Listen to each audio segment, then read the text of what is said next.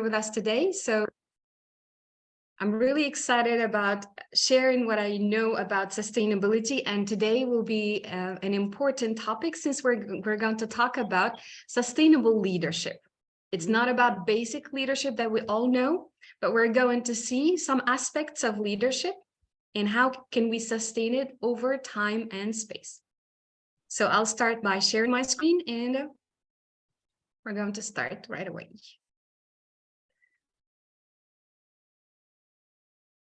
I think I can share my screen, I guess, just a minute. Hang on here, Yousra, we'll get you in. Oh, there are you. Oops. Yeah, can you do it, Gulya? You're the... Maybe Gulchera can do that. Yeah, I think she can do it. Oh, here we go. We're recording pause. That's good, Yousra. Okay. I'm not the host anymore, so I can't do anything. Hi, Beatrice. Thank you for being here, everybody. Hey, Beatrice is here. All right, Hey, Yousra, how are you? I can do it now. I can do it now. Welcome. Gotcha. Thank you for your Yeah. patience. I made you co-host, Yousra. Thank you very much. Can you see it now? Perfect. Yes. Great.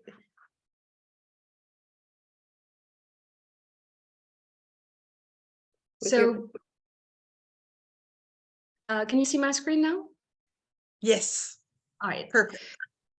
So I've been fond of sustainable development goals ever since I discovered this in 2022. Actually, it's traced back in time earlier than the year that I discovered it, but ever since I've discovered sustainable development, I tried to apply it to my professional life and even to my personal life.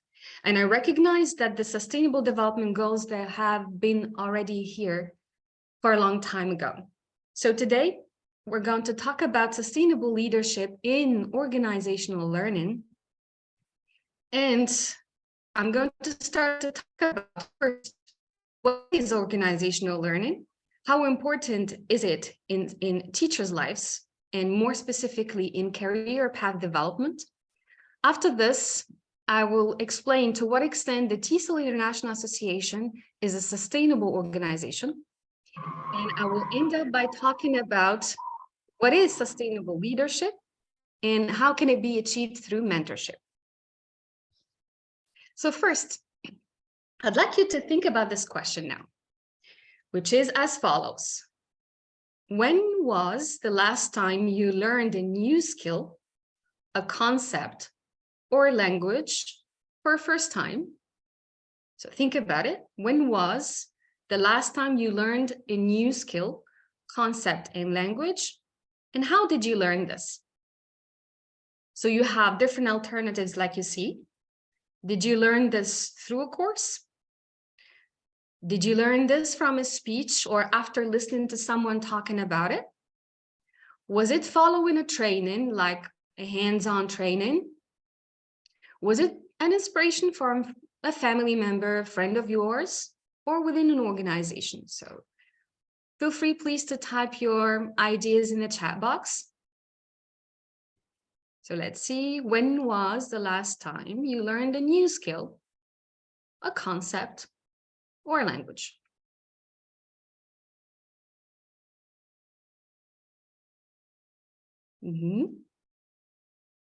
Good. I can see some answers here. So Ferouz said, most of the times I learn it on my own.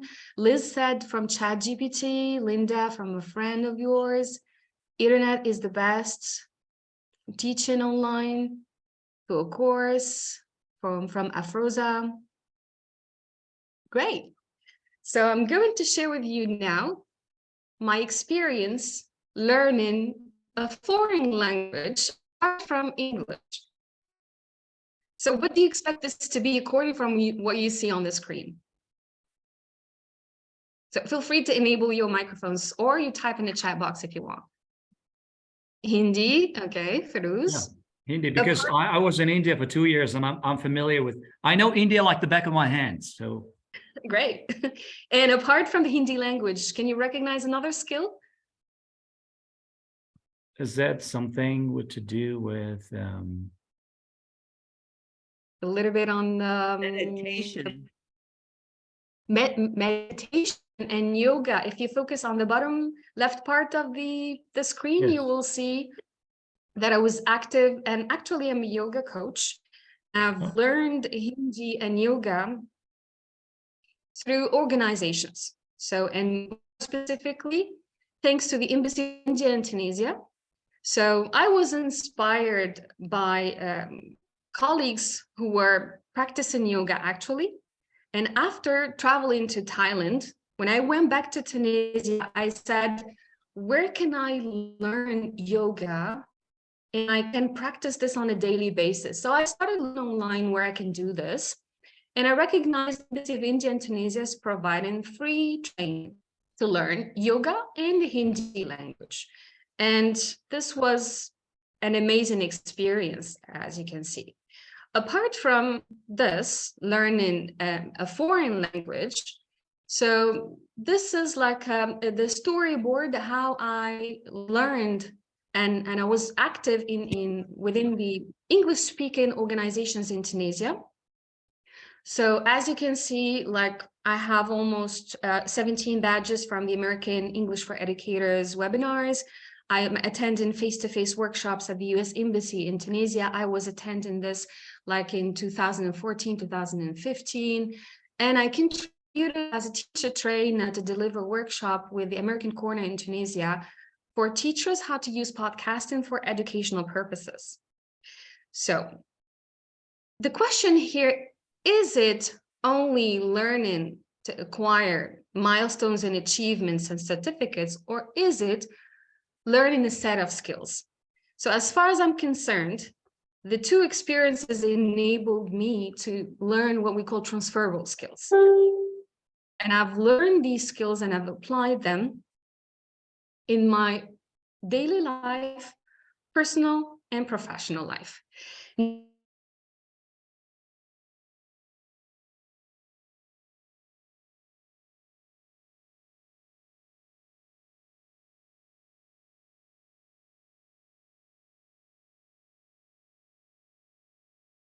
Let me guide you in this short meditation.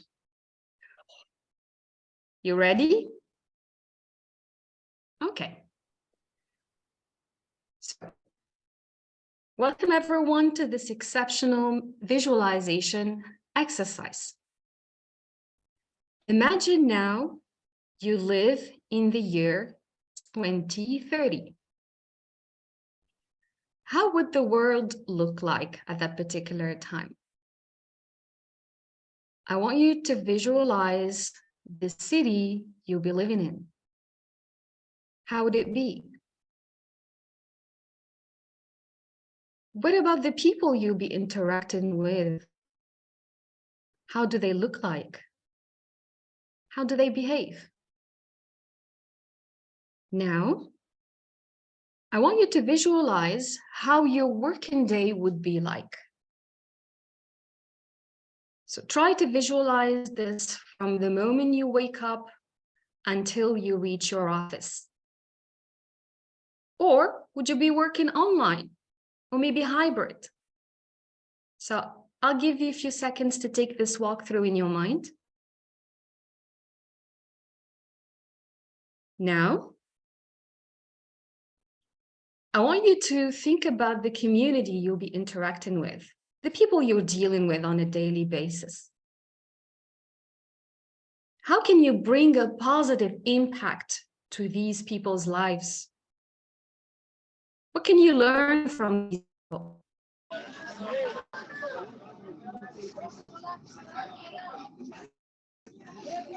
Now, I want you to go back to the present moment, as if you are on a spaceship. Think about the present moment. Think about your current community now, the one you're dealing with, the one you're working with.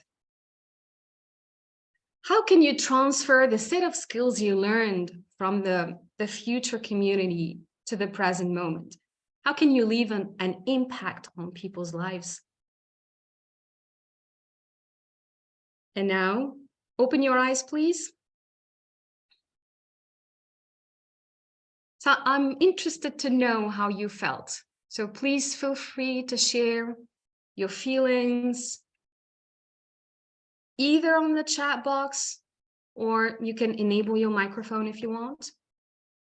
I was trying to think of anything and everything which was the latest high tech. So it was quite a futuristic scenery around me.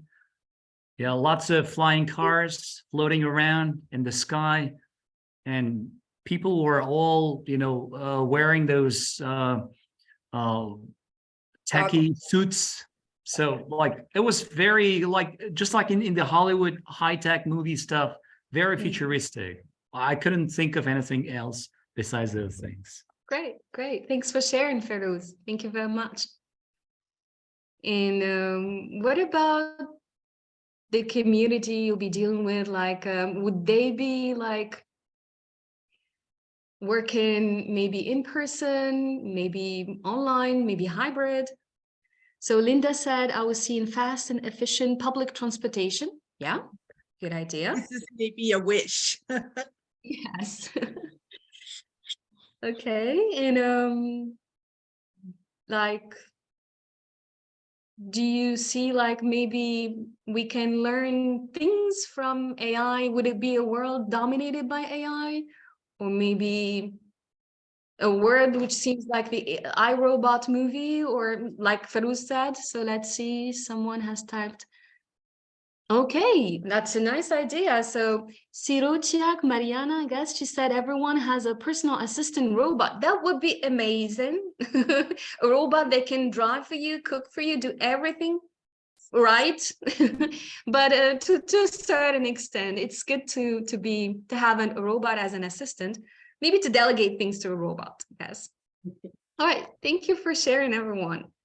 So now I'm going to move on to talk about, since we talked about communities and I started talking about how important is it to learn within people, because things, they don't just focus on the personal well-being as well as the collective one, because there is the communal status. So we live in a community, we live within a society, and the interaction is inevitable.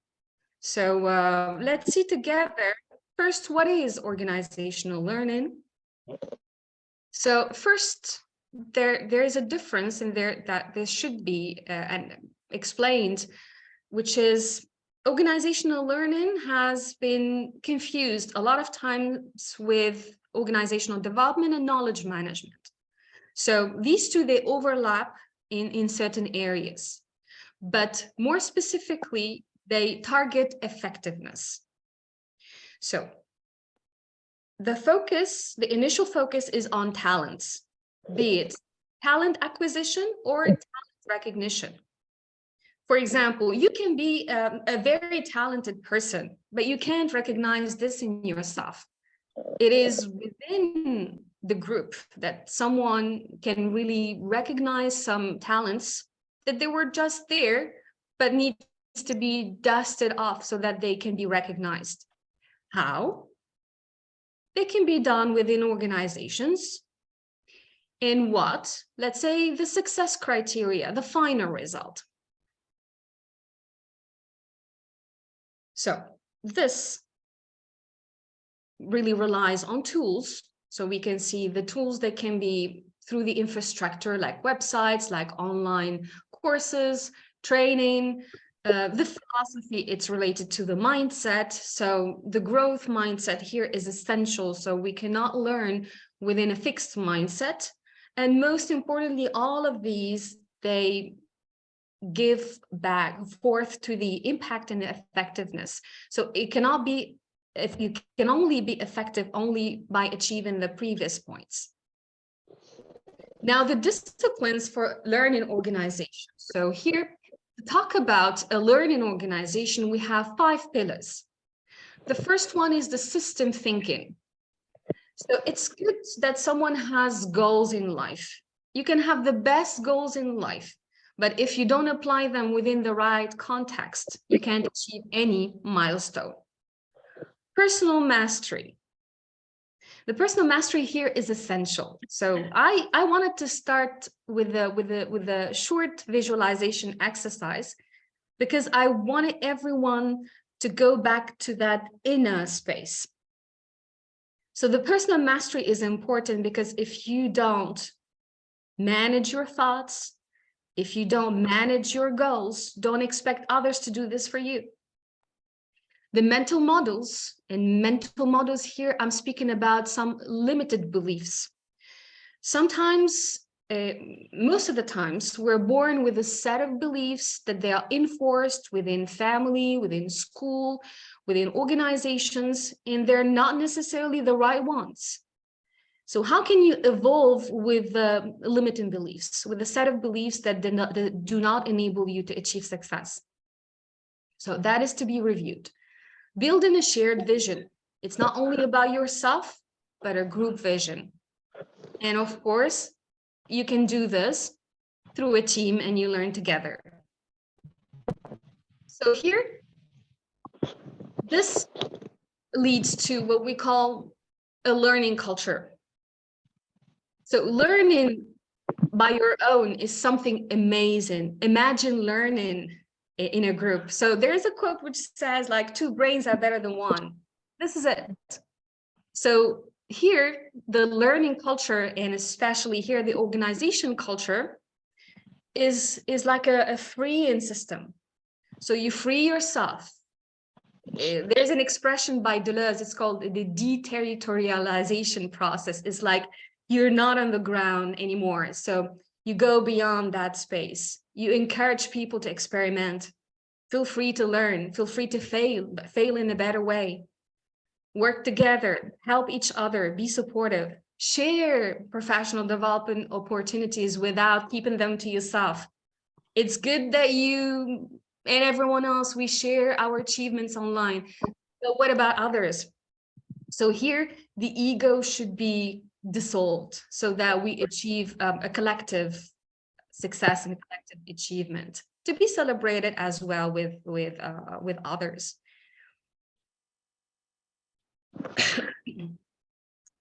So my experience started a while ago with my dear Tunisia TESOL Association in 2014. I'm sure if some of my colleagues from Tunisia now they're attending with me the webinar, you can recognize yourself if you attended the conference, but I'm here. Here is it. I might look tiny, but I was present there and I was really amazed to be part of such a community. And ever since that moment, I've started to be inspired and empowered by colleagues and through that experience.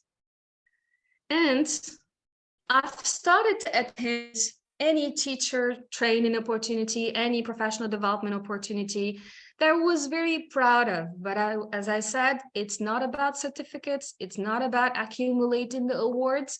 It's more about the transferable skills and what I learned. And after a while, I was inspired by someone who is amazing. And she inspired me to join the TESOL International Association through whatever she was sharing on social media. And after I joined the TESOL Association, I attended my first convention. And I was really amazed by the platform and by the colleagues, the interaction, the empathy, everything that was shown at that particular time. And the journey did not end up there. I wanted to know more. I wanted to acquire more skills, more knowledge about teacher development. So I took these 2 learning opportunities.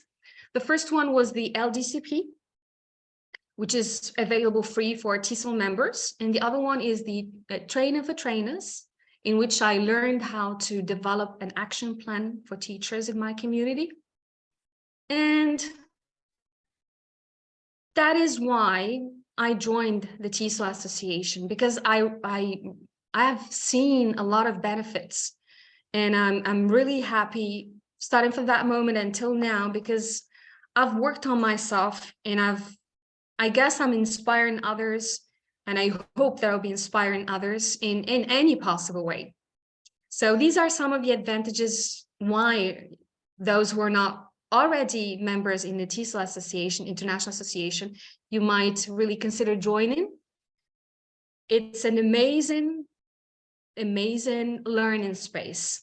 There are what we call the communities of practice, that they seek to achieve a common vision and mission and core values. So I recognized myself these two communities, which are the Career Path Development PLN and the Arts and Creativity PLN. So I'll tell you briefly about my experience when it comes to the CPD PLN. I've started attending the webinars, and every time there was an announcement that Linda posts something or Liz posts something, that's an important CPD, I should attend. And after attending every one of them, I was inspired. I still remember Pac Willie's presentation, and I'm a follower. Yes, I'm a follower online. So Linda, you wanted to say something? No. So Pac Willie is an amazing inspiration. So I learned how to call him Pac Willie according to what the community calls him. But yeah, everyone is sharing amazing, and he's co-writing. He's such an inspiration. Like it's a non-stop CPD with Pac Willie. And when it comes to the Arts and Creativity PLN, I was inspired by colleagues talking about the teacher experience. So I said, why not? I don't share my experience. So I started just posting on the PLN's discussion group, and I recognized that a lot of people, they do share a lot of things with me. So, and I was active at that particular time to deliver a workshop for teacher trainers, how to teach using podcasts.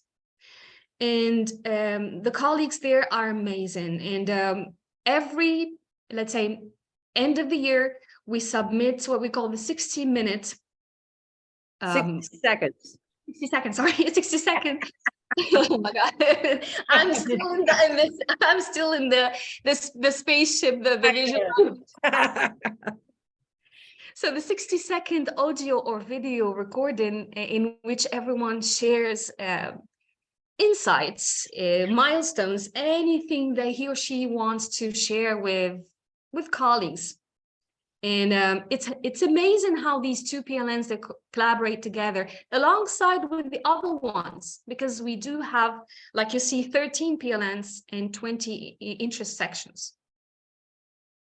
So, and they all operate within what we call the principles of excellence. So we seek excellence, be it for our students or for our trainees.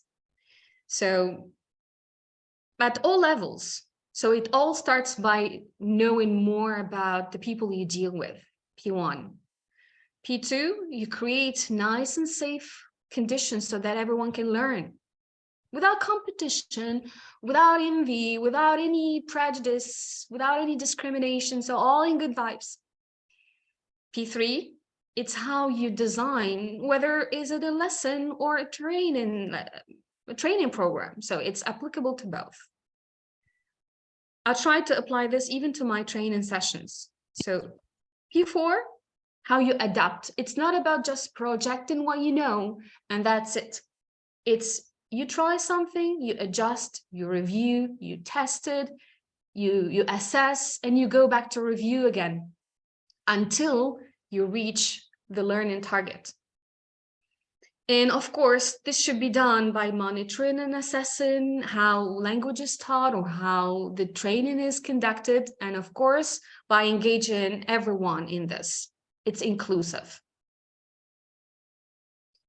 So shifting to talking about leadership now in a much more deeper sense, and how can we sustain this leadership?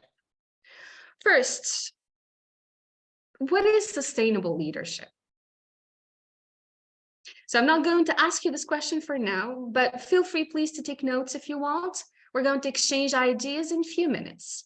Think about your perception to sustainable leadership. What can it be? So I'm going to start first by understanding together what is leadership in a way. So the word cloud that you see on the screen kind of summarizes some words related to leadership. So a leader should be someone who's empathetic and should show certain types of values and ethics. And first and foremost, be an inspiration to other people and lead by example. And as you see on the screen, so you can add more words to this leadership. I'm really interested to know what kind of words can you add to this word cloud. So you can type them if you want in a chat, please. So what is leadership for you? It's a wonderful question. And recently I was asked during the cheerleading interview, and I dominated the interview by, providing choke full of examples of what leadership could mean. And I tried to provide the essence of leadership, that it's all about, deviating from the context of ELT, leadership is all about serving the people.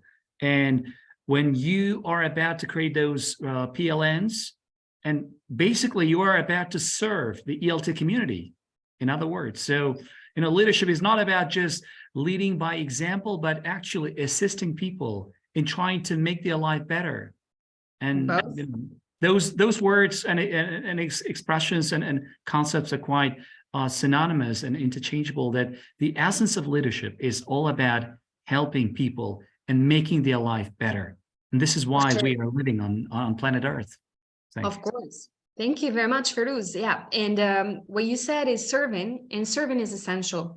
If you're not ready to serve, you're not ready to be a leader, because bringing the best out of people should not be about yourself. It's about them. So as I said, the target audience, the people that you want to improve lives, are your part of your community.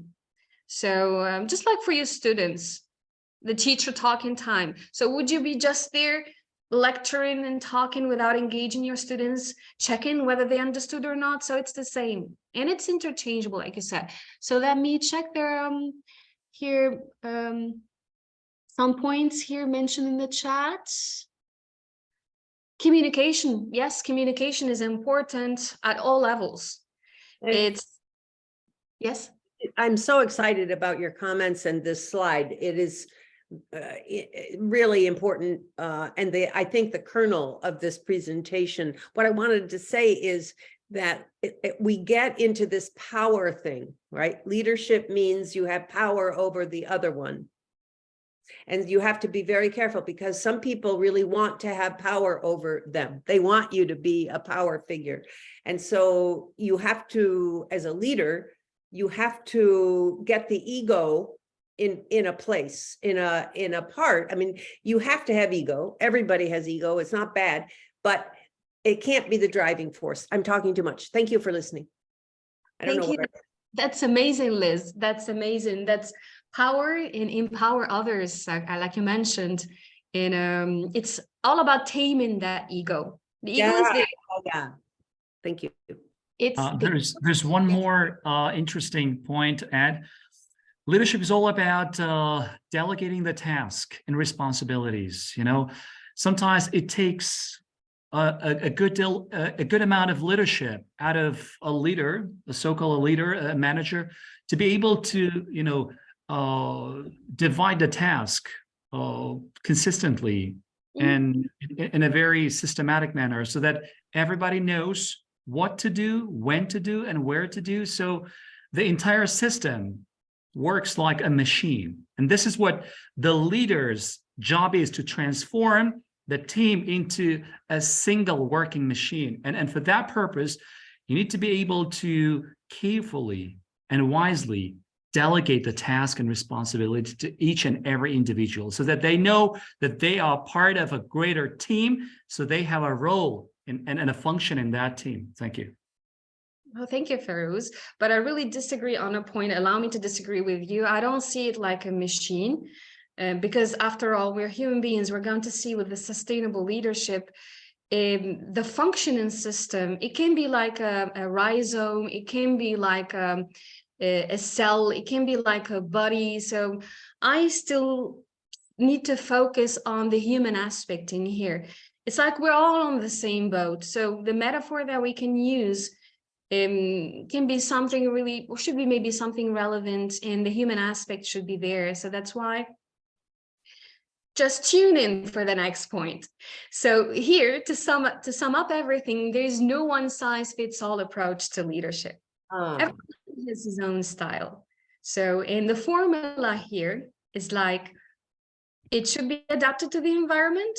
It should leverage the natural strengths and skills to accomplish a mission. So whatever is it, wolves can be leaders in their pack, fish as well, birds in the sky. So leadership is like part of the universe, part of the system.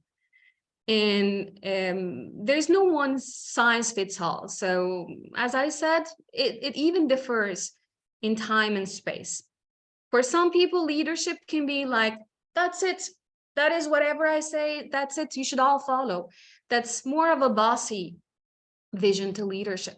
But here today, we're going to see what are the humanistic aspects that we should focus more to achieve the sustainable leadership. Here I'm relying on one of the photos available on the TESOL website for amazing colleagues attending a convention, the TESOL convention.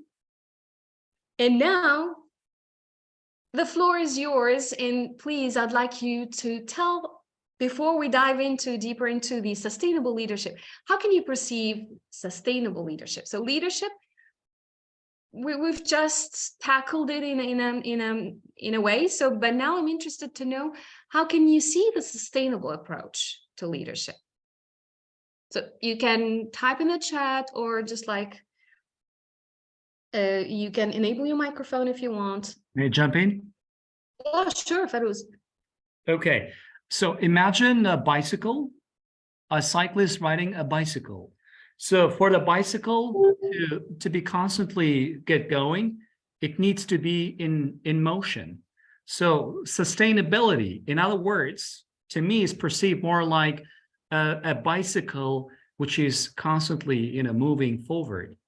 And that entire picture gives us this visual representation of what sustainability is. It's like a constant movement towards a particular destination, in this case, towards a shared goal. Because a leader, after all, drives and leads the team towards the shared goal, which is shared by the team.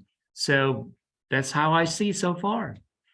Thank you for sharing. Yousra, you don't need to share your screen. I'd like to see all the people. Can you stop sharing your screen? Because I think we know the question.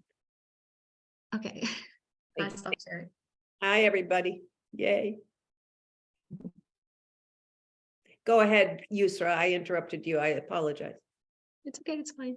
So I'm going to take you in a journey now when it comes to sustainable leadership. But before this, there is a clarification which should be done at the level of terminology, because sustainability has been a buzzword. A lot of people, they're using it nowadays, talking about sustainable goals, but it's not recent. We started talking about the Millennium Development Goals back in a time, and there are 8 goals. As you can see on the screen, they have been in what we call nowadays the SDGs. There should be, I'm sorry, there's a typo. They should be achieved by 2030. Okay, I've written today's day. So the 17 SDGs, as you see on the screen, I tried to apply this to teacher associations. And as I explained previously, so sustainability, and as the metaphor that Farouz used, so the biking and a bicycle, so you keep on going, you keep on rowing if it's a boat. So it's about consistency. It's about long life learning. It's about leaving and durable impact. It's not only about the environment. So I've tried to define what is sustainability from a dictionary and from AI. So here, the same explanations, apart from the one provided on the UN's website. So they'll list to sustainability. So it should be durable when it comes to the environment, when it comes to society, when it comes to economy. And these should be achieved according to the Global 2030 Agenda of the UNESCO by 2030. So that's why I did the visualization exercise at the beginning of the session, to let you imagine what it can be the future. And the 3 pillars, there are what we call the 3 Ps for sustainability. Once you plan anything sustainable, ask yourself this question. Does it include the social dimension? Does it include the environmental measures? Does it help for the economic growth? So these 3 Ps that we call, and these are the 3 pillars for sustainability. And to sum up, not the presentation, but to sum up, when it comes to the leadership, the sustainable leadership, the key words here, it should be lifelong, like forever. When you build up foundations, for example, to an organization, it's not only for this particular time. It should be lifelong for you and for future generations. It should be prospective, responsible, goal-driven, and durable, and most importantly, inclusive. So if it does not include everyone, you should revise your statement. Next, I'm going to focus now on the SDGs that are related to sustainable leadership. So I found out that there are 10 SDGs related to associations, which are as follows. Okay, so these SDGs, they're goal number 3, 4, 5, 8, 9, 10, 11, 12, and 16 and 17. So I'm going to just talk briefly about every one of them in a nutshell. So when it comes to goal 3, when you are learning within an organization, as a learner, or maybe as someone who's preparing a learning program, keep in mind the physical and mental well-being of others. It's not only about learning, it's more about empathy, understanding others, expressing what we call the differentiation. So you adapt the program, maybe you give them much more accessibility features. If it's a lesson, how can you do that? And of course, goal 4 for quality education, how can you deliver the best outcomes? How can you deliver, let's say, excellence in education? And excellence, I mean, not the best building in the world, or like the course which contains like the latest AI technology. No, it's about the most tailored course to the learner's needs. And as a learner, when I take the course, your course, what can I learn? How can I apply it later on? And also, when it comes to sustainable leadership, it should take into consideration gender equality. Everyone, without exclusion. So that is what we call the DEIA, commitment to diversity, equity, inclusion, and access to everyone, regardless of the gender, regardless of everything else. Next, the next goal, decent work and economic growth. So we should pay attention that your work environment is not the same as others. So you can have access to a decent work environment, but imagine those who work without even a roof on their top. Imagine, and it's here. That's what we're working on to improve as ELT professionals. Like, I'm not going to mention any part of the world, but I will let you go, use your imagination, maybe what you know from your background, from the communities you know. Do you think other people, they do share the same conditions? So now that's the question for you. And this is the question that I'm going to ask you by the end to summarize all this. So I'll let you take notes if you want at this level. Is it the same? If not, you as a person, how can you bring an impact to this? How can you change these people's lives? And finally, when I applied the sustainable approach to the TESOL in the mission of TESOL, it is a nonprofit sustainable organization par excellence, like we say. It gives equitable and inclusive access to all professionals around the world without discrimination, regardless of their race, ethnicity, gender identity, anything else. You only here and is here as a person, as a human being. So we don't deal with, so the cultural aspect is there. So that is to say, we don't deny the cultural aspect, but the TESOL Association embraces all these aspects. And that's why I can say, I recognize and I can say, but you can correct me if I'm wrong, that is applied 100%, but it's only should be recognized at that particular points. And that's what I noticed as a member within the TESOL International Association. And also the sustainable approach to leadership, it's like I said at the beginning of the webinar, I am here and everyone else. Today I'm in Tunisia, I'm based in Tunisia, but I'm delivering a presentation to colleagues who are watching this all around the world. So that's the importance of being a global member. And I'm a global member in the associations you see on the screen.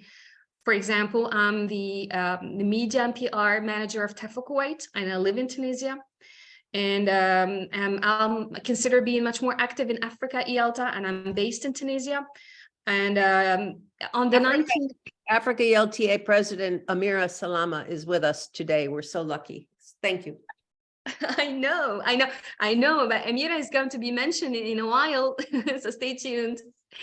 So, because Amira has a great impact on my life, and I'm really grateful to Amira and for being my mentor. And I'm going to mention this in few seconds. So my experience knowing Amira was during what we call a mentorship, the Climb mentorship program.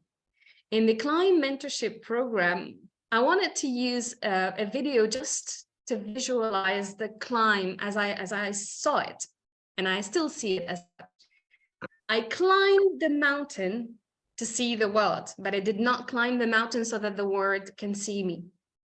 So in talking about the mentorship program, Amira, I can still remember the journaling phase. So how I set my goals and how I was interacting with Amira. Amira was here and is still here. And whenever I have a question or whenever, so she was present, and she was moderating my goals, because the Climb program enables participants, for those who are attending the webinar and don't know what is the Climb program. So during the Climb program, I learned how to know more about my goals. What are my goals? So I learned how to draft them.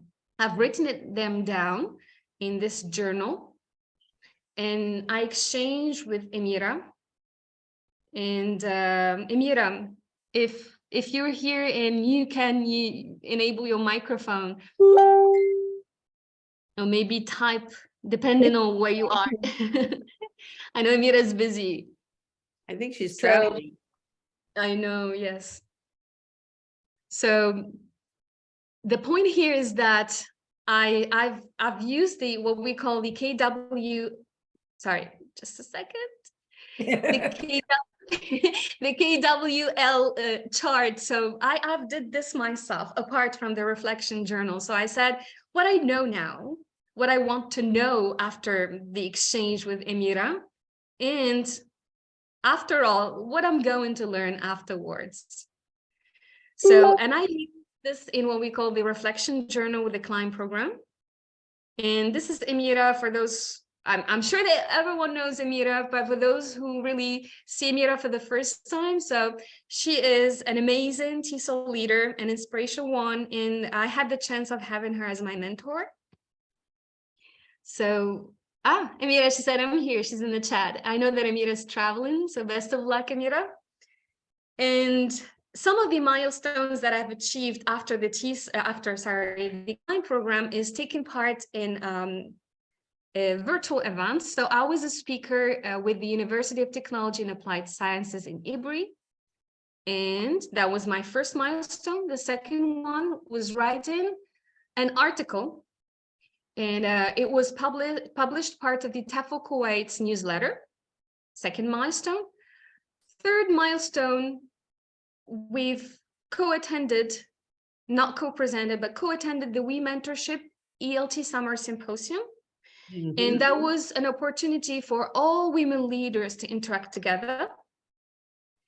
For more information for those who want to join the Climb program, as a mentee or a mentor, I will leave the QR code here in the presentation so that you can scan it if you want, or you can visit the CPDPLN website. And you can have access to such a program. And last but not least, I'm really so happy to talk about the second sustainable experience that I'm really witnessing for the moment.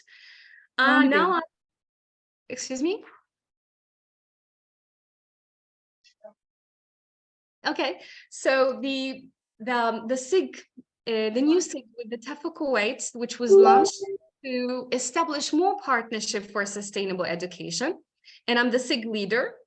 And if you're interested in joining this SIG to contribute to more partnership for sustainable goals, it will be hosting learners, parents, academics, nonprofit organizations, public authorities, startups, anyone who is an enthusiast about the SDG 4, which is quality education. And finally, as a takeaway, so we talked a lot about competencies, skills, transferable skills, but can you notice that skills is only part of the diagram? In order to achieve, let's say, a much more inclusive and let's say a whole image to what we call the 4G education, knowledge should be there, your character as a leader or as a learner should be there, and all of this within the meta-learning framework. So you learn and you reflect on how you learn. And have a look at these two photos. So some people think that success is a linear line. That's it. I'm successful. Here is it. I've achieved and I've got this certificate, whatever. No, but the success path fluctuates. You try, you fail, you retry, you review, you ask, you seek feedback until you reach your destination. And this is my personal view to what is success. And it's based on a Japanese concept called the Ikigai, which is finding someone's purpose in life. For me, I'm applying this to my professional personal life. And what is Ikigai? It is doing something you love, doing something that the world needs from you. It's not only do it for yourself, doing something you can be paid for, and of course, doing something you're good at. So the intersection brings together your Ikigai.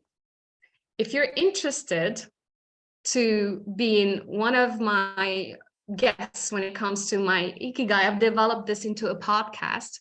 Please feel free to contact me so that I can arrange your podcast. And thank you very much. I will leave you with this reflection question, and so that we can discuss maybe for the remaining time. I'm not sure, Linda, how much time do we still have? Yeah, we have oh, you're muted, Linda. We still have time? Yeah. So this is the reflection question that I'm asking to everyone present in here today with us. How can you apply a sustainable approach to your community or to your context? How can you bring the impact, and it should be durable? So now I'm not going to speak at all. So I'm just interested to know more about what you share. So the floor is yours. Oh, thank you, Yousra. What a beautiful presentation. This is a great question. I think we have about 14 or 16 people with us now, and I invite those who have questions to just turn your mic on and ask your question. Yes, we have about 10 minutes, so perfect timing for some questions or replies to your wonderful question. If there are no questions, I can, provide sure. some insights into your question. How can you apply a sustainable approach to your community? Actually, this is something I've been doing for the past couple of years in Uzbekistan, and because of which I caught a global attention, which is why I'm very close to going to the UK, because I'm inches away from having secured a 30,000 pounds sterling UK award because of all those tremendous volunteering work that I accomplished in the past couple of years as the initiator of ETA Uzbekistan, which is more like a virtual association that brought about over 4,000 global educators as of now. And, these virtual, you can call it a PLN, you can call it an association, but it existed in a very short time, and it was able to, contribute to the well-being, to the professional development, as well as to the professionalism of all those ELT professionals all across the globe. And more specifically, it was able to, inject a greater vitality into the lackluster ELT picture of Uzbekistan, because of which more of those rural and regional teachers were able to be part of those global ELT conventions, as I constantly keep updating and putting notice about what's going on in the ELT world, like all those latest webinars and conferences like this one. I already shared it about like 3 hours before, and I believe some people were able to catch up with that notice, and I'm sure some of them will be watching the recording. So this is the way of sharing and spreading the knowledge, know-how, and expertise and insight. This is, it all goes back to that very initial idea of serving the people, serving the community. When I started this idea of serving the people as a leader, as part of, that SDG 4 quality education, little did I know what I was going to venture myself into. I didn't have any slightest clue what was about to come about. But now, from now, like looking back at those 2 years from now, I can proudly say, if you're about to, apply those sustainable approach to your community, be sure wonderful things are just about to come about for you.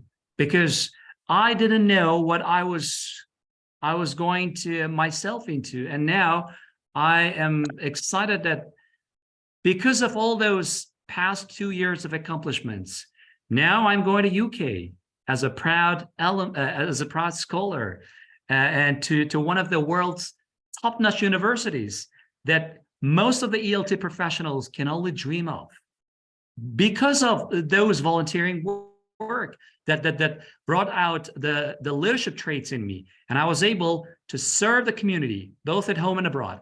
And now I'm just about to reap the harvest of all those work.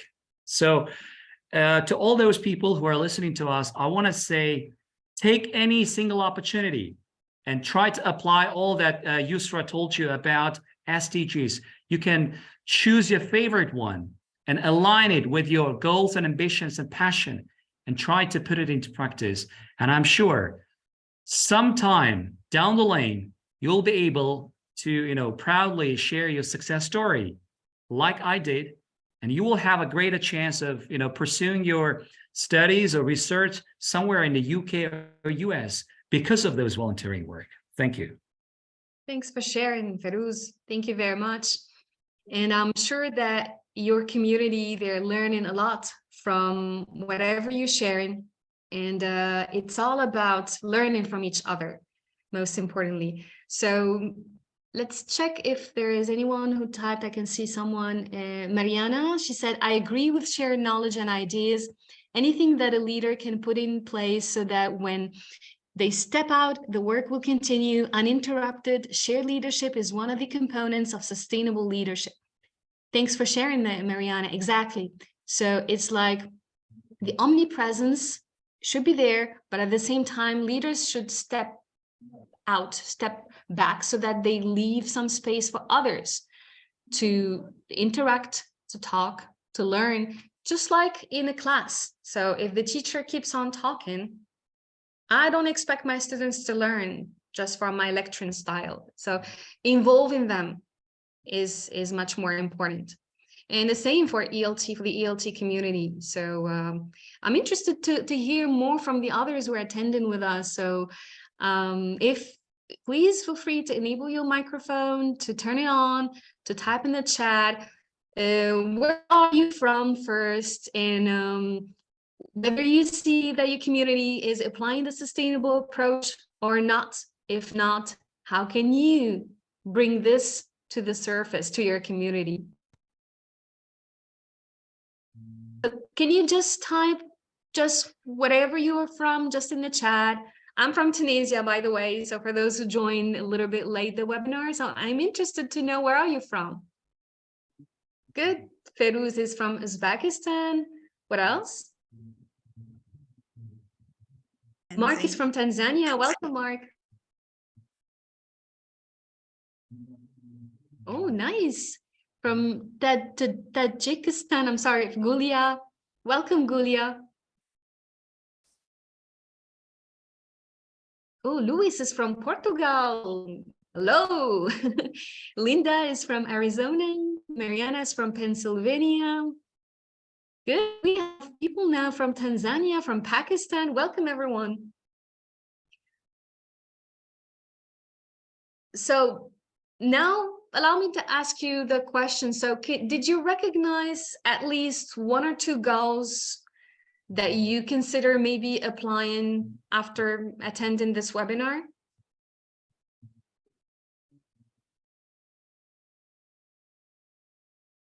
A global batch for Ferouz. Good.